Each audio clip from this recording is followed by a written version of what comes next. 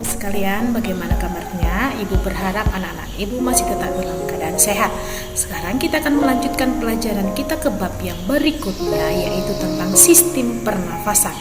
Pada pembelajaran kali ini, ibu akan menjelaskan dan menyelipkan beberapa soal di bagian presentasi ini, sehingga perhatikanlah dengan baik apa yang ibu jelaskan, karena setelah ibu menjelaskan akan ibu masukkan soal untuk dikerjakan di akhir pelajaran kita. Maka yang pertama, ibu akan masuk ke pengertian. Pernafasan berarti bernafas dan pernafasan. Apakah yang dimaksud dengan bernafas? Bernafas adalah kegiatan mengambil dan mengeluarkan nafas ini. Itu bernafas. Sedangkan pernafasan itu memiliki makna yang lebih luas. Yang pertama itu adalah proses memasukkan udara dari lingkungan luar ke dalam tubuh dan mengeluarkan udara sisa. Udara yang ada di luar ini kita masukkan masuk ke dalam tubuh dan mengeluarkan udara sisa yang kita sebut dengan karbon dioksida. Itu dia ya. Yang kedua adalah pernafasan juga memiliki pengertian pertukaran udara atau gas antara sel dengan lingkungan. Artinya udara yang kita hirup ini tadi akan masuk ke rongga hidung, masuk ke paru-paru, dan setelah masuk di paru-paru, tepatnya di alveolus, dia akan masuk dikirimkan ke seluruh sel. Berarti udara yang ada di lingkungan ini tidak serta-merta hanya sampai ke paru-paru, tetapi akan diedarkan ke seluruh tubuh atau ke dalam semua sel atau jaringan, misalkan otak, di tangan, di bagian-bagian lain, semua yang ada di dalam tubuh kita. Itu pengertian yang kedua. Pengertian yang ketiga adalah penggunaan gas atau oksigen untuk pembakaran. Nah, itu dia. Tadi kan kita sudah memasukkan udara dari lingkungan ke dalam tubuh. Yang kedua, udara oksigen tadi yang setelah sampai ke dalam tubuh kita, tepatnya sampai di dalam alveolus kita, di dalam bagian paru-paru, maka dari alveolus akan diedarkan ke seluruh sel. Kenapa dia harus dihantarkan ke sel? Karena di dalam sel, oksigen tersebut mau dimanfaatkan untuk melakukan yang dinamakan dengan pembakaran. Pembakaran atau oksidasi senyawa organik di dalam sel. Untuk apa? Untuk menghasilkan energi. Jadi tujuan kita bernafas atau melakukan pernafasan adalah untuk menghasilkan energi. Untuk apa rupanya energi itu, Bu? Energi ini digunakan untuk melakukan semua aktivitas kehidupan. Kita berbicara itu aktivitas kehidupan, itu membutuhkan energi. Jantung kita itu berdetak, itu juga aktivitas kehidupan, membutuhkan energi. Kita tidur membutuhkan energi.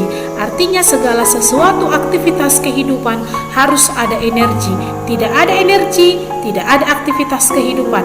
Tidak ada aktivitas kehidupan sama dengan mati. Itu dia. Makanya kenapa orang tidak bisa bertahan lama ketika dia menutup hidungnya dengan lama, artinya tidak masuk oksigen. Karena ketika dia menghambat masuknya oksigen ke dalam tubuh, maka tidak bisa dihasilkan energi untuk melakukan aktivitas kehidupan, sehingga seseorang itu bisa dengan sangat gampang untuk mati. Ya, itu untuk pengertian.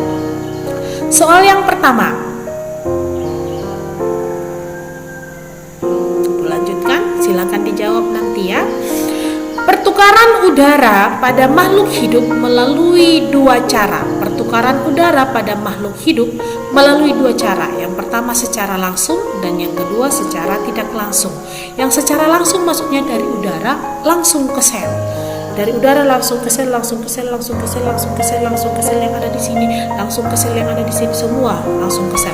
Itu dinamakan dengan pertukaran udara secara langsung. Ini biasanya pertukaran udara pada cacing. Jadi pertukaran udara secara difusi itu tadi dari lingkungan langsung ke sel dinamakan dengan pernafasan secara langsung. Sedangkan secara yang tidak langsung adalah pertukaran udara di mana gasnya atau oksigennya yang berasal dari udara bebas masuk ke saluran pernafasan, masuk ke hidung, masuk ke tenggorokan, masuk ke paru-paru, hingga akhirnya masuk ke dalam sistem transportasi darah, masuk ke darah, lalu diangkut ke seluruh sel. Siapakah ini yang mengalami ini?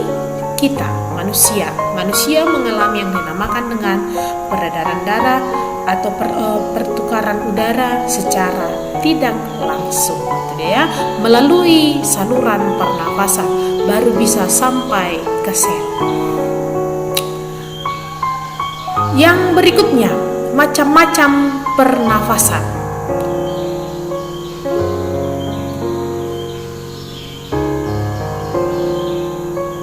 Berikutnya, macam-macam pernafasan. Ada dua macam pernafasan. Yang pertama dinamakan dengan pernafasan eksternal, yang kedua pernafasan internal. Apa perbedaan antara eksternal dan internal? Ini eksternal luar, internal di dalam. Pernafasan eksternal adalah pengambilan oksigen dan pengeluaran karbon dioksida dan uap air antara organisme dan lingkungannya, antara manusia.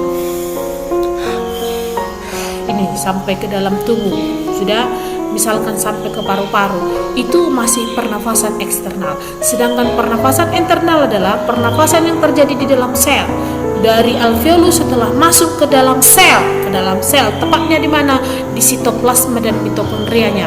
Maka ini adalah kalau sudah masuk ke dalam sel atau tepatnya masuk ke dalam sitoplasma dan mitokondrianya, ini berarti sudah terjadi yang dinamakan tadi dari pengertian yang ketiga, pembakaran. Yang ini pembakaran, itu dia ya.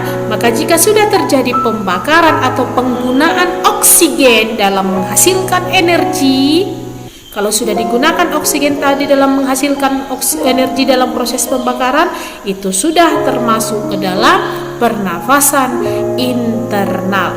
Kalau hanya sebatas memasukkan dan mengeluarkan karbon dioksida, dinamakan dengan pernafasan eksternal.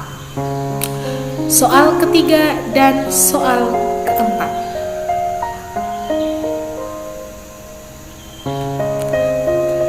Pernafasan seluler atau pernafasan internal yang terjadi di dalam sel tadi itu melalui 4 tahap. Yang pertama dinamakan dengan glikolisis, yang kedua dekarboksilasi oksidatif atau sering juga disebut sebagai oksidasi pirufat, yang kedua tadi ya, yang ketiga adalah siklus Krebs, dan yang keempat adalah transport elektron. Ini tahapannya.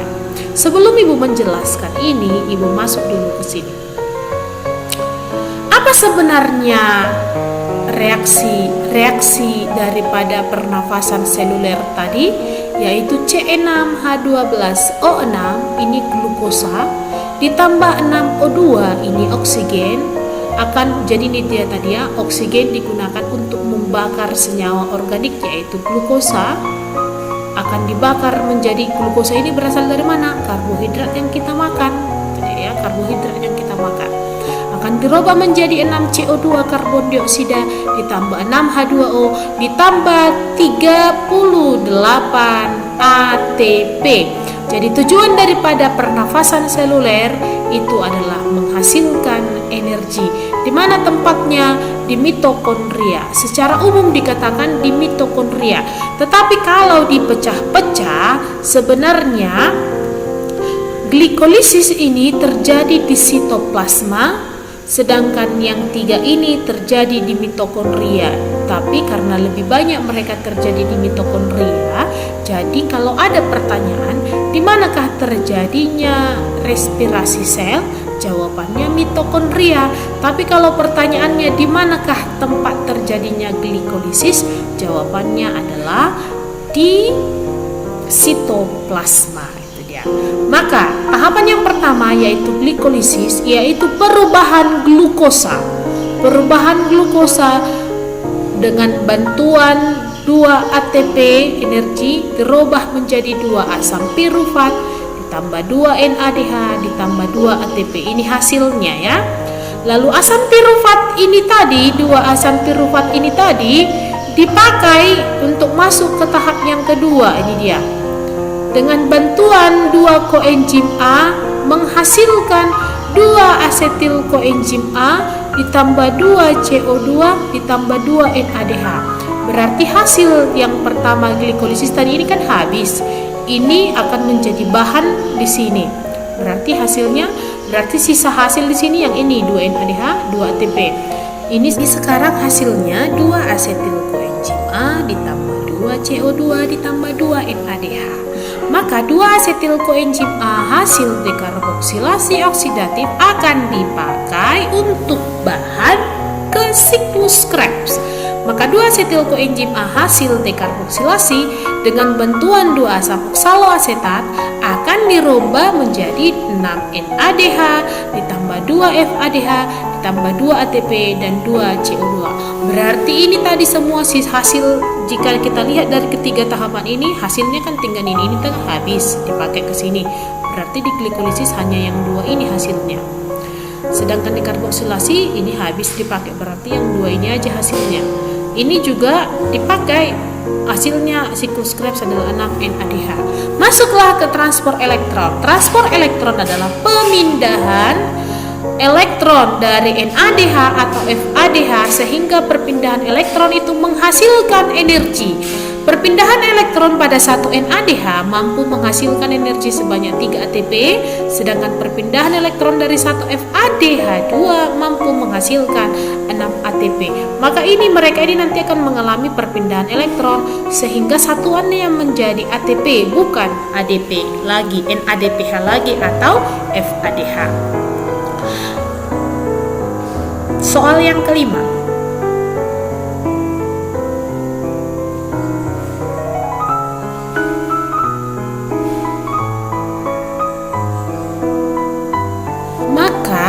Maka jika kita membuat rincian energi hasil respirasi akan kita dapatkanlah demikian.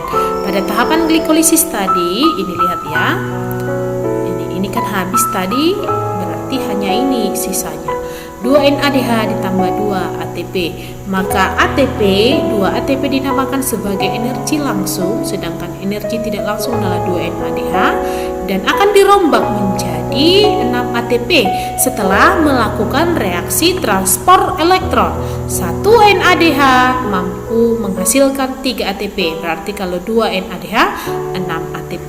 Di dekarboksilasi oksidatif hanya menghasilkan 2 NADH sama dengan 6 ATP. Siklus Krebs itu menghasilkan 2 ATP, 6 NADH setara dengan 18 ATP dan 2 FADH setara dengan 4 ATP. Maka totalnya adalah energi langsung 4 ATP, energi langsung 34 ATP. Jumlahnya 38 ATP. Maka yang 38 ATP ini berasal dari rincian ini. Kadang-kadang ada buku yang membuat bahwa jumlah energi yang dihasilkan adalah 36 ATP. Tidak ada yang salah. Maka kenapa 36 ATP? Itu karena ini. Energi langsung yang dihasilkan di glikolisis ada sebanyak 2 NADH. Sementara tadi Ibu sudah katakan bahwa glikolisis terjadi di sitoplasma. Sedangkan untuk merubah 2 NADH menjadi 6 ATP, yaitu melalui peristiwa transport elektron, itu terjadi di mitokondria. Maka perpindahan dari sitoplasma ke mitokondria itu harus membutuhkan energi sebanyak 1 ATP untuk 1 NADH. Karena ada 2 NADH, maka membutuhkan 2 ATP. Jadi 38 ATP dikurang 2 ATP sama dengan 36 ATP.